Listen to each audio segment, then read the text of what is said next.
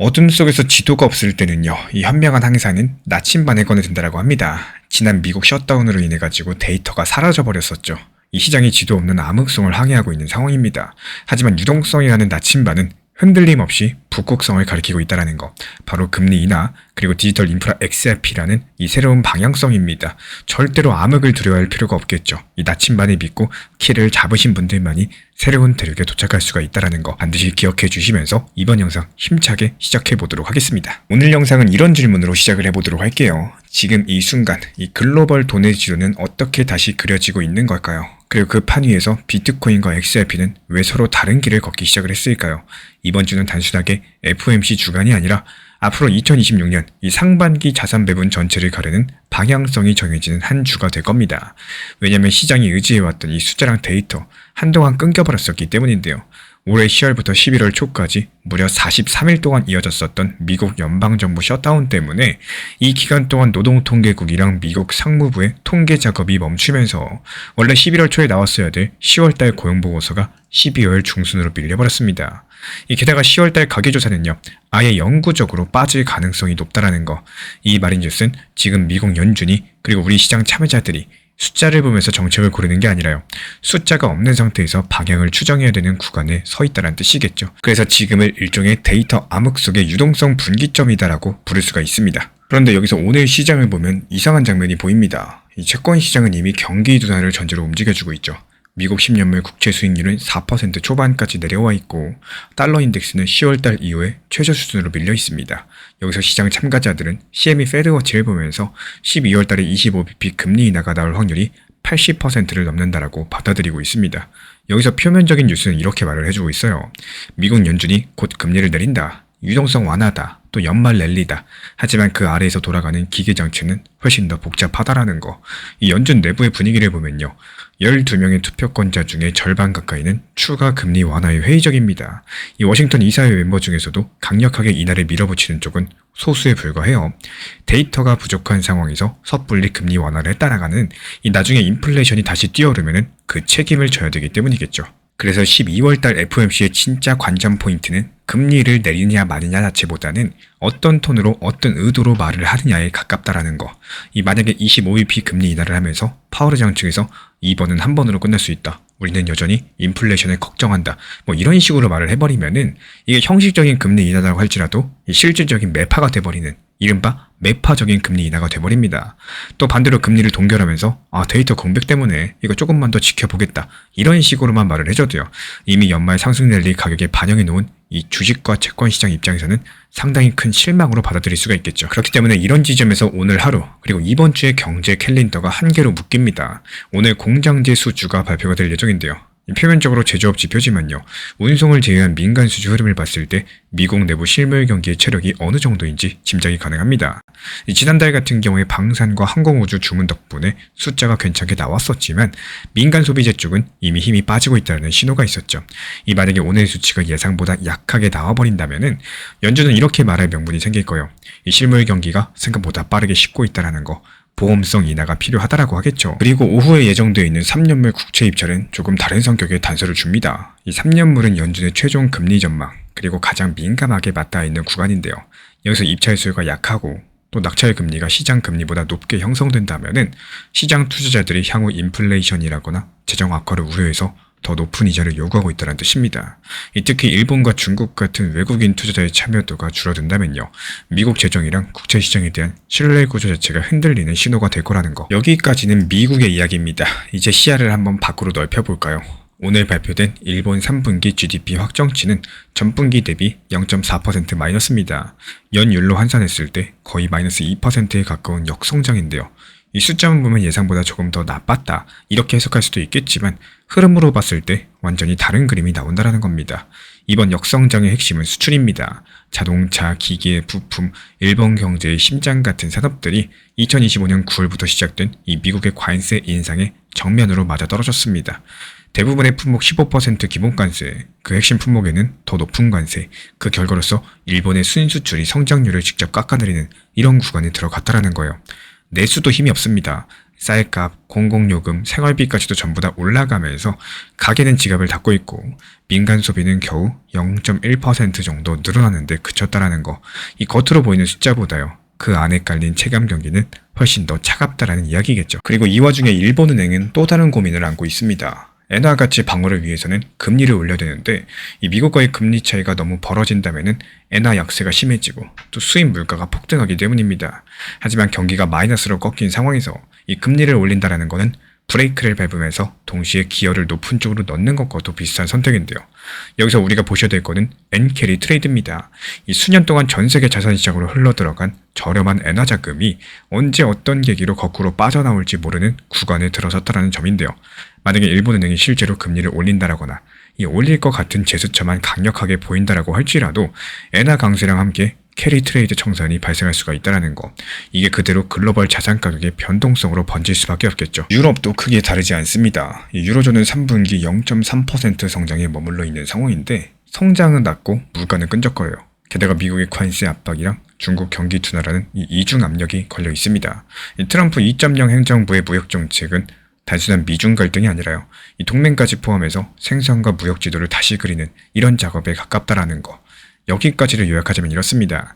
이 미국은 셧다운 이후의 데이터 암흑 속에서 금리에 대한 방향성을 고민하고 있다는 거고 또 그리고 그 사이에 일본과 유럽은 미국발 관세 그리고 자본 흐름 변화의 충격을 실물에서 먼저 맞고 있다는 거. 여기까지 이해가 되셨다면 이제 한번 질문을 바꿔보겠습니다.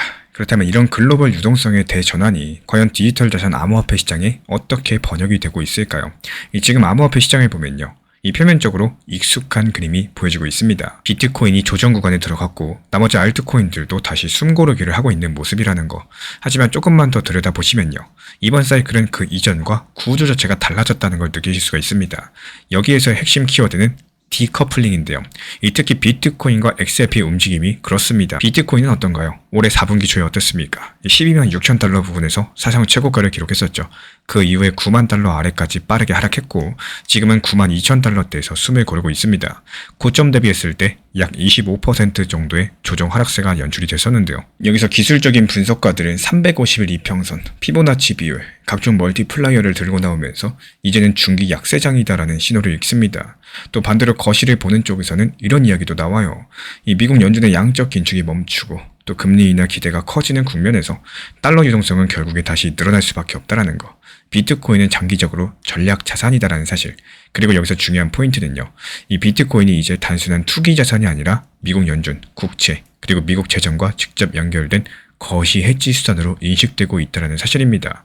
그래서 이번 미국 연준의 한마디, 이 국채 입찰 결과 하나가 비트코인의 중기 방향성에 대해서 직접적인 영향을 줄 거라는 거.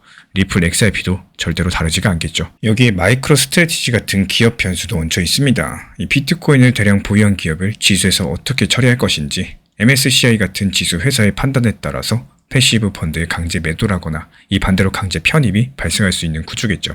이것도 역시 제도권 자금이 비트코인에 어떻게 노출이 되는가 이런 관점에서 보시면은 유동성 대전환의 일부라고 생각하시면 됩니다. 반면에 리플 XRP의 이야기는 그 결이 조금 다르다라는 거. 이 비트코인은 거시 사이클과 함께 크게 흔들리지만요. XRP는 지금 독자적인 호재를 타고 제도권 안으로 진입하는 중입니다. 그래서 지금 XRP가 ETF를 통한 가치 저장 수단 그리고 스테이블 코인을 통한 결제 인프라 이 두 개의 엔진을 동시에 달고 달리는 구조라는 거예요. 그리고 여기서 비트코인과 XRP의 차이점이 뚜렷하게 갈라진다라는 거고 비트코인은 미국 통화정책, 국채시장, 연준의장 인선까지도 이런 매크로 변수에 직접적으로 흔들리겠죠. 파월 의장의 한마디, 트럼프 행정부의 연준 인사 방향, 비트코인 프리미엄을 키우기도 하고 줄이기도 할 겁니다. 반대로 XRP는 어떤가요? 이런 규제 명확성이랑 실물 사용처에 묶여 있습니다. 미국 법원 판결을 통해서 비증권 자산으로 정리된 이 상황에서 ETF랑 스테이블코인까지도 깔리면서 제도권 금융 인프라의 연결이 강화되고 있다는 것. 그래서 같은 디지털 자산이다라고 할지라도 비트코인은 거시 유동성의 온도계에 가깝고요. XRP는 결제 송금 인프라의 사용량에 더 민감하게 반응을 하게 될 겁니다. 그렇다면 지금부터 상당히 중요한 이번 주 시나리오를 설명드려 보도록 하겠습니다. 집중해서 시청해 주셔야 돼요. 이 지금까지 이야기드린 거시구조 그리고 디지털 자산의 위상을 머릿속에 둔 상황에서 이번 주를 세 가지 그림으로 나누어 볼 수가 있는데요. 먼저 첫 번째, 이 골디락스 피벗입니다. 연준이 25bp 금리 인하하면서 우리는 인플레이션을 통제할 수 있다는 자신이 있다. 다만 데이터 공백이 있었으니까 선제적으로 한번 움직여준다. 이런 메시지를 주는 경우입니다. 이 공장제 수준하거나 졸츠 같은 지표가 둔화되지만요. 붕괴하지 않는 수준에서 나온다면은 이 시나리오에 힘이 실릴 거라는 거. 이런 경우에 미국 주식시장은 사상 최고가를 다시 노릴 수가 있고요. 비트코인의 10만 달러 재진입을 시도할 수가 있습니다. XRP는 ETF 자금 유입이랑 RLUSD 사용량 확대를 바탕으로서 상대적으로 더 강력한 흐름을 이어갈 수 있습니다. 그리고 두 번째는 스태그플레이션 공포입니다. 연준이 금리를 동결하거나 금리를 인하하더라도 우리는 여전히 인플레이션이 걱정된다. 이런 톤을 강력하게 유지하는 경우라는 거. 게다가 3년물 국채 입찰에서 수요가 부진하고 또 시장금리가 다시 튀어오르면은 이런 공포심은 더 커질 수밖에 없겠죠. 이런 경우에 주식과 채권이 동시에 흔들릴 수 있다는 거. 이 비트코인은 단기적으로 8만 달러 중반까지 조정을 받을 수가 있겠고 리플 XRP 역시 절대적으로 빠질 수는 있지만요. 이 거시 해지가 아니라 인프라 사용량이라는 이 독립된 모멘텀 덕분에 상대적인 강세를 유지할 여지가 남아 있습니다. 이어서 세 번째는 경기 침체 패닉입니다. 이 가능성은 가장 낮지만요. 졸츠라거나 고용 관련된 지표에서 예상 밖의 급락이 나오고 연준이 50bp 같은 이 강한 금리 인하를 단행하는 시나리오인데요. 일반적으로 금리 인하가 호재처럼 들리겠지만 이런 경우에 시장이 이렇게 받아들일 수도 있습니다.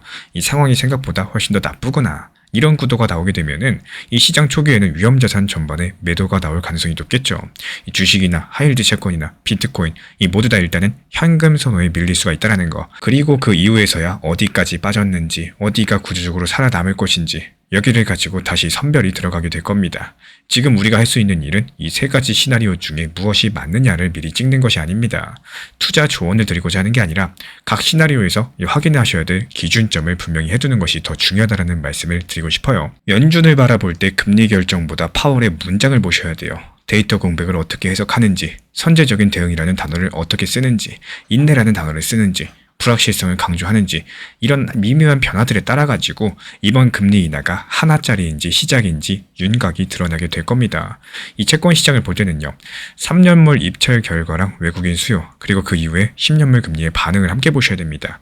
일본과 유럽을 보실 때는 금리 엔화랑 그리고 유로화의 움직임들 자국 통화에 대한 신뢰 문제로 번지는지 아직은 단기 변동성이 그치는지 이런 것들만 구분해 주시면 좋습니다. 그리고 암호화폐 시장을 바라보실 때는요. 비트코인의 경우에는 미국 연준 의사로 그리고 국채금리나 달러 인덱스 이런 것들이 어떤 방향으로 재정렬되는지를 함께 바라봐 보시고 XRP 같은 경우는 당연히 현물 ETF로 유입되는 자금 규모가 지금 시점에서 가장 중요해요. 그리고 이어서 그 두 번째가 RLUSD를 포함한 이 리플 레저상의 실제 사용량 이게 가장 중요합니다.